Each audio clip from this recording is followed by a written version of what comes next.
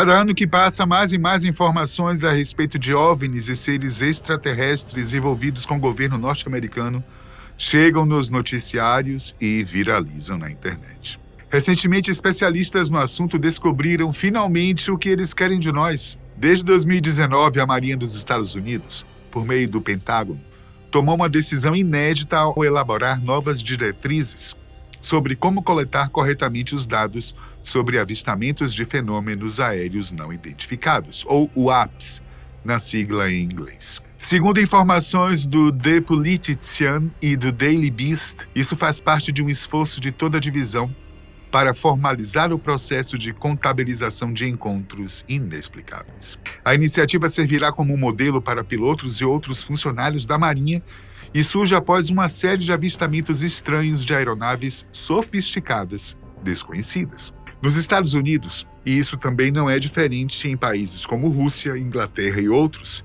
esse tipo de assunto é tratado com um máximo de prioridade, uma vez que, por se tratar de objetos que aparentemente são dotados de alta tecnologia, mas são visualmente e tecnicamente desconhecidos, todo cuidado com a segurança é pouco. Afinal, relatos vindos não só de pilotos de caças, como também de marinheiros e até soldados em campos espalhados pelo país e pelo mundo, são frequentes, em especial de avistamentos aéreos. Mas afinal, o que é que eles querem de nós? E por que só agora o governo americano resolveu tirar as provas dos arquivos X e torná-las públicas? Bom, para começo de conversa, os avistamentos têm sido tão constantes e cada vez mais viralizados que não dava mais para esconder. O público passou a cobrar explicações, principalmente um público que está constantemente sob ameaça de países alegadamente inimigos dos Estados Unidos. Tudo é possível ali, e os americanos já sentiram na pele o que é ser atacado de surpresa pelo ar. E o cenário piora quando os casos passam a envolver objetos voadores não identificados. Além das aeronaves, os porta-aviões também parecem ser periodicamente observados a certa distância. Normalmente, os radares não conseguem identificar o tipo de aeronave que está nas cercanias, e isso é o que realmente assusta. Quando a ocasião exige, eles enviam ao menos 2 caças para tentar interceptar tais objetos, que ou simplesmente somem do visual ou passam a brincar de pega-pega com os caças. Eles são perfeitamente visíveis nos HUDs dos pilotos, conforme os vídeos que viralizaram mostram. O assunto é tão sério que o Pentágono, por sua vez, disponibilizou um site para consulta pública sobre o gênero UFO, chamado AARO.mil. Lá, há documentos, imagens e vídeos para que qualquer pessoa possa consultar sem nem mesmo precisar se cadastrar. É livre. Seja como for, nenhum órgão governamental norte-americano afirma que tais objetos tenham alguma conexão com seres de outro planeta, ou seres que vivem em algum ponto ainda desconhecido no nosso próprio quintal. Mas, e os relatos de 1947? 8 de julho de 1947. Base aérea de Roswell. Membros do comando da base enviaram um comunicado à imprensa local, alegando que haviam recuperado peças de um disco voador, termo usado por eles, que teria caído nos arredores de Roswell. O alarde foi momentâneo, uma vez que ainda naquele ano começaram a surgir o que consideravam boatos até então sobre avistamentos de luzes brilhantes no céu testemunhados por moradores. Não demorou muito para que o exército se retratasse pelos mesmos meios, afirmando que teria sido um balão meteorológico comum, o que mais tarde veio a ser identificado como um balão-sonda do projeto MOG, um projeto ultra-secreto do governo dos Estados Unidos, criado pelos doutores Maurice Ewing e Woods Hole, que utilizava balões gigantes de grande altitude para detectar possíveis explosões nucleares soviéticas. Isso deve ter convencido grande parte da população da época, pois o assunto se esfriou até o início da década de 70,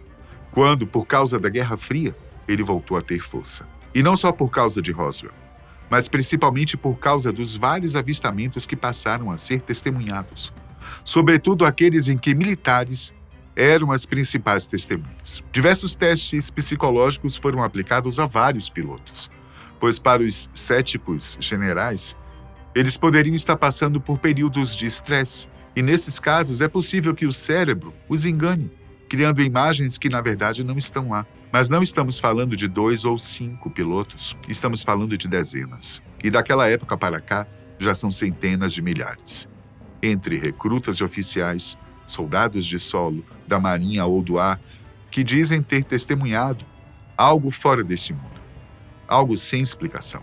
Desde a concepção das primeiras bombas atômicas, as mesmas que foram detonadas sobre Hiroshima e Nagasaki, em 1945, os relatos de presenças estranhas, próximas às bases militares, aumentaram significativamente. As que mais foram e continuam sendo vigiadas por esses estranhos brilhos no céu são aquelas que armazenam as armas mais temidas em todo o mundo: mísseis com ogivas nucleares. Segundo alguns especialistas, e isso também inclui alguns teóricos da conspiração, é muito provável que alienígenas estariam mesmo de olho nos arsenais nucleares do mundo todo, não só dos americanos. Obviamente, dada a história da humanidade, eles estão a par de todas as nossas guerras e têm acompanhado todas elas.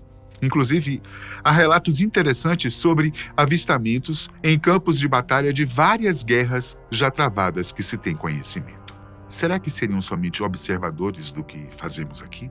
Será que seriam juízes, interferindo em caso de um dos lados extravasar e lançar uma bomba nuclear? Ou quem sabe, como alegam outros especialistas, eles estão observando e aprenderam nossas táticas e armamentos disponíveis para, então, criarem sua própria estratégia de ataque. No mundo conspiratório, tudo isso é possível, mas e no mundo real? Aliás, o que é que vem a ser esse mundo real? O mundo real é o que nos mostra que, sim, há países que não só fabricam, como têm um estoque considerável, como é o caso dos Estados Unidos e também da Rússia, de armamentos nucleares, de ogivas nucleares prontinhas para detonar ao menos uma parte do mundo. O mundo real é o que nos mostra que, ao invés de usar a tecnologia exclusivamente para o bem, ela tem sido levada para campos de batalha, matando dezenas de soldados, também civis, de forma remota, como é o caso do uso de drones para realizar os ataques. O mundo real é o que tem servido de cenário para as intragáveis guerras entre Rússia e Ucrânia, Israel e seus vizinhos, sendo um deles o Irã, forte candidato a armazenador de ogivas nucleares. Esse é o mundo real. E se os visitantes extraterrestres estão mesmo circulando próximos às bases onde há esse tipo de armamento, qual seria sua verdadeira intenção? Por quê? Eles têm tanto interesse no arsenal nuclear? Luiz Elizondo, que foi chefe do Programa Avançado de Identificação de Ameaças Aeroespaciais do Pentágono para estudar OVNIs em todo o mundo, acredita que os alienígenas possuem algum tipo de interesse muito particular, não só pelas armas, como também por usinas nucleares, uma vez que elas também são consideradas como hotspots de visualizações de fenômenos aéreos não identificados. Em conversa com o major aposentado da Força Aérea Americana, Daniel Gibson, Elizondo descobriu que uma das bases mais visitadas por UFOs, pelo menos entre os anos 70 e meados de 90, era a base de Malmstrom, em Montana, onde o major trabalhou boa parte da vida. Segundo o major Gibson, Malmstrom era uma base de mísseis ICBM, ou balísticos intercontinentais. A base era a principal de uma rede que envolvia outras 6 subbases, que formavam uma espécie de escudo protetor para os Estados Unidos e países aliados. Somando todas essas bases, elas armazenavam centenas de mísseis carregados com ogivas nucleares e prontos para neutralizar ou ser diretamente enviados para os maiores inimigos dos americanos, os russos. E claro, do lado de cá do Atlântico, havia pelo menos um especialmente virado para Cuba.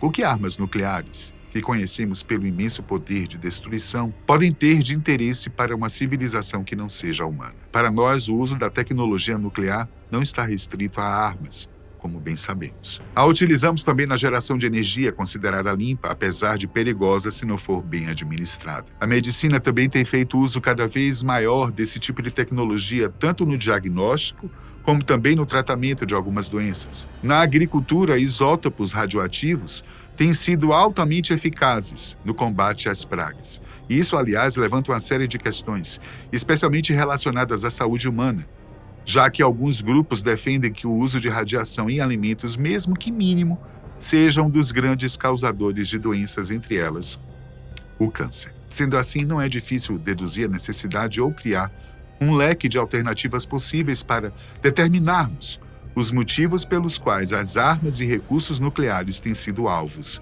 de fenômenos anômalos. Poderia ser combustível para suas naves? Poderia servir como tipo de fonte energética para outras finalidades deles, quem sabe semelhantes às nossas? Também é possível. O que não é possível é determinarmos com certeza quem eles são e o que eles querem de nós.